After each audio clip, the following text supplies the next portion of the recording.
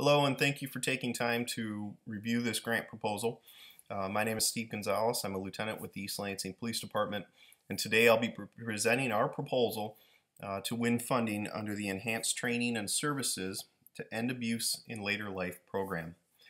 First, a quick introduction. The East Lansing Police Department was formed in 1921. We are a full-time, full-service police department that has been providing police services to the city of East Lansing since that time. We are currently comprised of 57 sworn police officers with 61 civilian support personnel, broken up into 3 different divisions: patrol, which is our largest, investigations, and then administrative sections.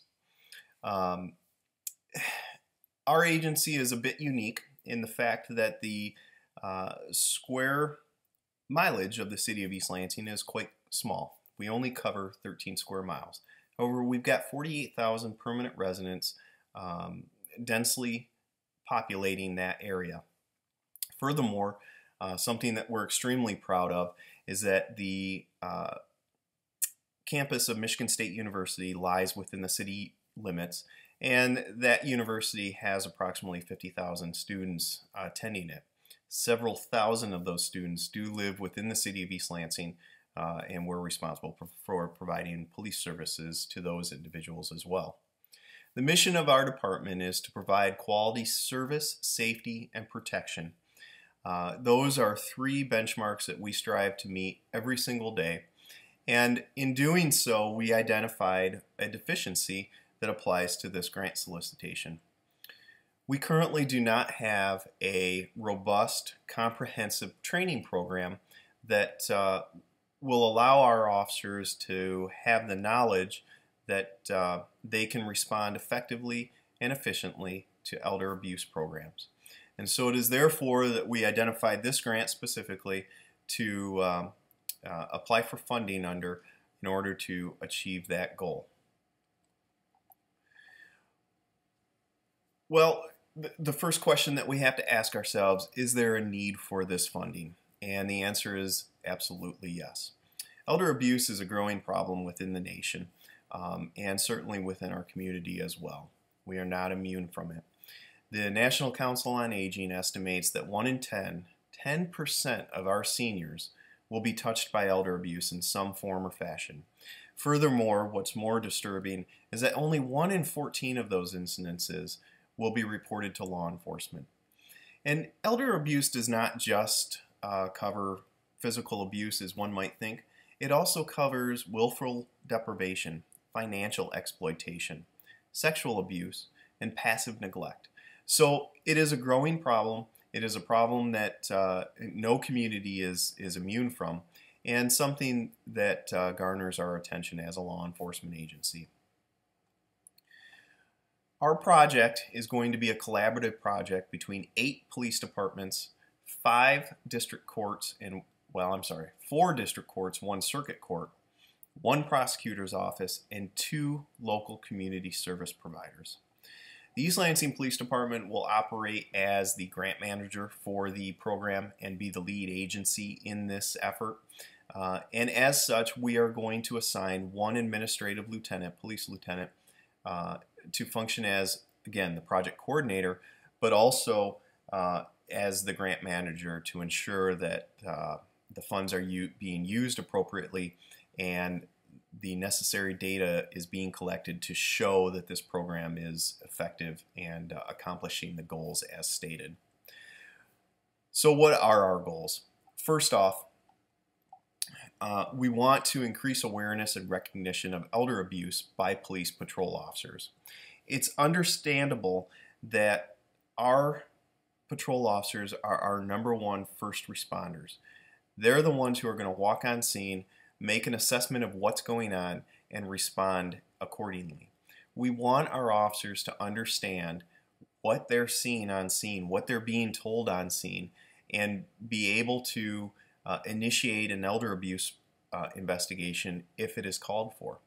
And so therefore we aim to deliver this training program to 75% of the patrol officers within the Mid-Michigan region, to all 8 of those police departments that we are collaborating with. Number 2, We want to ensure that the training is effective, of course. We've all heard the term death by PowerPoint, and sometimes that simply does not impart the knowledge or skills that we're aiming to achieve in a training program. So within our program, we're going to build in practical exercises so that the officers can apply the knowledge they've learned to scenarios within the classroom. This allows us to identify some weaknesses or deficiencies that they may have, correct for them before they get back out on the street and are responding to cases such as this. Secondly, we want to improve the effectiveness of our criminal case follow-up. We want our detectives to be able to put together a comprehensive, thorough investigation in elder abuse cases that can then be turned over to the prosecutor's office. Two objectives to support this goal is to, one, make sure that our detectives have an increased competency level when they interview elder abuse victims or their family members. Similar to child abuse cases, these are very emotionally charged, sensitive cases, and we want our detectives to be able to effectively communicate with victims in order to draw out the necessary elements of a crime and be able to put that down on paper and have it reviewed by our prosecutor's office. Secondly, we want to improve the rates of our cases going to the prosecutor's office. In other words, we want to ensure that our detectives are able to gather enough evidence to put down into a police report and refer that to our prosecutor so that they can then make a charging decision. As opposed to what quite often happens, we simply don't have enough evidence in the case and we close it at the department level. Third, we want to develop effective response protocols, as I mentioned earlier, for law enforcement agencies to follow. Again, these are standardized protocols that we can all follow, and they will operate as a checklist, if you will. By going through this checklist, by understanding the different aspects of the case that we need to cover prior to referring it to a prosecutor and taking it to trial, officers and investigators can ensure that, again, they are creating a comprehensive package. And if these steps are standardized, everybody will be on the same page when it comes to investigating these cases. Second, we want to, or fourth, I should say, we want to increase the successful prosecution rates of elder abuse cases. And that's simply going to be measured through guilty convictions or pleas through comprehensive case presentation in court. So we don't want to see a slip in our case resolution by getting non-guilty pleas or dismissal of cases through court because we haven't done our job correctly. And last, we want to provide for enhanced victim advocacy during the follow-up and care of these victims in the aftermath of an elder abuse case. And we're going to do that by developing a process by which both community service providers may deliver victim advocacy services and by the means that which both of these providers can deliver preventative programs to seniors and their family members in an effort to curb some of these cases. So how are we going to do this? Real simply, we're going to create a training program for law enforcement officers, prosecutorial staffs, judicial staffs, and then our community service providers.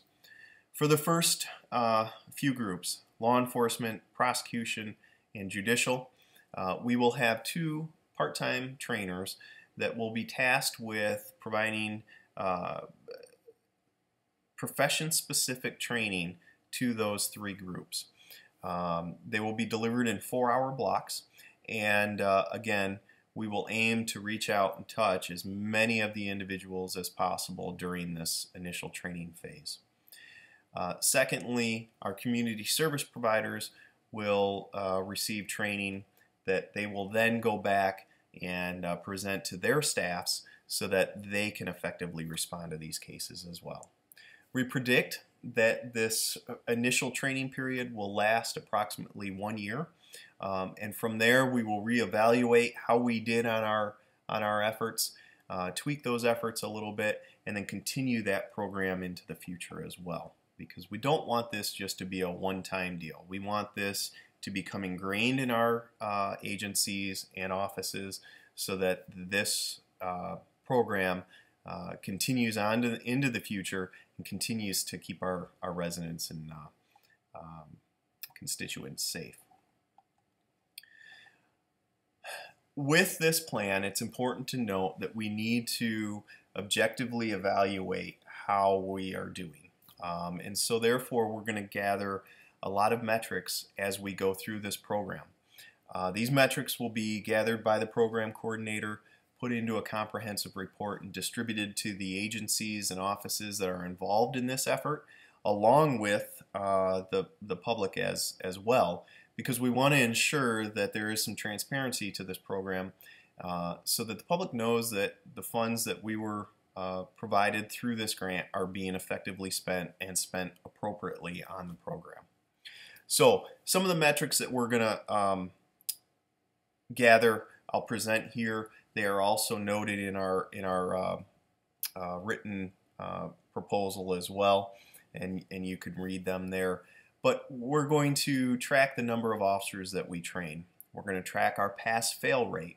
We're going to look at student evaluations and comments to identify strengths and weaknesses of the training program. We're going to take qualitative feedback from detectives as far as whether or not they're finding that the interview techniques we teach are actually effective in true elder abuse case interviews. We're also going to compare the number of cases we turn over to the prosecutor's office versus cases that are closed at the department level because of lack of evidence. We'll track the number of guilty pleas or guilty convictions versus the number of case dismissals or non-guilty pleas or verdicts that we get in court. And then we'll also examine the types of community-based programs that were brought to fruition through this program as opposed to the programs that previously did not exist, and evaluate whether or not our efforts are actually impacting the creation of new programs and services for elder abuse victims or their family members. Again, I touched on it. It's important to understand that this is not going to be a one-time program. We predict that our program can last into the future. We do need some assistance funding-wise to get this effort off the ground, but we do estimate that this program can be absorbed into the local agency budgets in the future, and the training initiative and protocols can remain in place even after grant funding does run out. I mentioned that we predict that this effort will take about 1 year from start to finish. There is an established timeline in our grant proposal, but if funding awards are made, if the notification is made at the end of September of 2016, and we are one of the groups that receive funding for this initiative, we will certainly put in place our efforts immediately. We'd like to have our initial meeting by mid-October and complete our protocol creation by the end of October. From there, for the first 6 months of 2017, we propose that our initial training efforts will take place, and then with law enforcement, prosecutors, and judicial staffs. And then it will continue to roll out for the last, for June, July, and August of 2017 to make sure that we're reaching all of the stakeholders within this program as well, as far as training and education is concerned. Lastly, we'd like to take about 30 days at the end of this calendar year in 2017 to reevaluate what we've done and make adjustments to where we're going to go in the future. So we will do a program review and make future recommendations as far as where the course is going to go into the years to come. Lastly, within our timeline, we've built in five sessions for conferences that either the program coordinator needs to attend, the trainers need to attend, prosecutors or judicial staffs need to attend as well.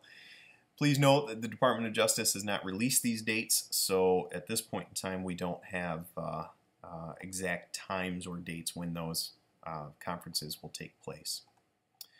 Lastly, our budget. We've laid out a fairly comprehensive budget as far as why this initiative is going to cost as much as we propose. To go through our budget summary, our number one cost is going to be personnel. We're proposing that our personnel costs will exceed just over $100,000, followed very closely by our travel costs for these necessary trainings and conferences, which will total just over $18,000.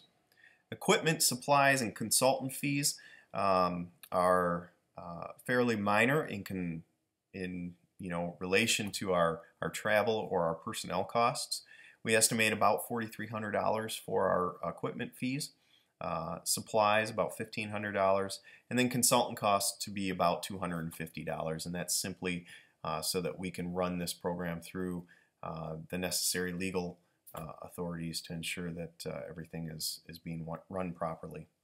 So our total project cost comes to $127,482. And again, that project cost will cover both the creation of and the running of this proposal. Lastly, it's important for me to mention that in order to move forward with this initiative, we've established a signed MOU or Memorandum of Understanding with each agency that's included in this effort, along with letters of commitment from each agency that's included in this effort, so that the grant reviewers are aware that we have individual agencies and department heads that have already signed on and are interested in pursuing this effort. Lastly, we've included a letter of non-supplanting. We understand that this grant funding is not to be used to add to our budgets or add to our operating budgets. It's to be used specifically for this program and not for anything else. So that concludes my grant proposal. I appreciate you taking the time to review this video, and if you have any questions, please don't hesitate to contact us. Thank you.